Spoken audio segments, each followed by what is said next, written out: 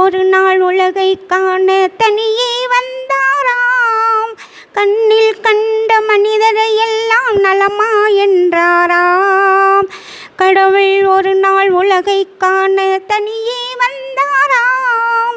கண்ணில் கண்ட மனிதரை எல்லாம் நலமா என்றாராம். ஒரு மனிதன் வாழ்வை இனிமை என்றார், ஒரு மனிதன் அதுவே கொடுமை என்றார். படைத்தவனோ உடனே சிரித்து விட்டான்.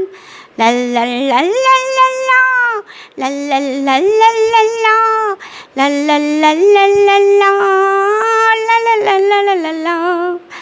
பள்ளிக்கூடம் செல்லும் வழியில் கடவுள் நின்றாராம். பச்சை பிள்ளை மழலை மொழியில் தன்னை கண்டாராம்.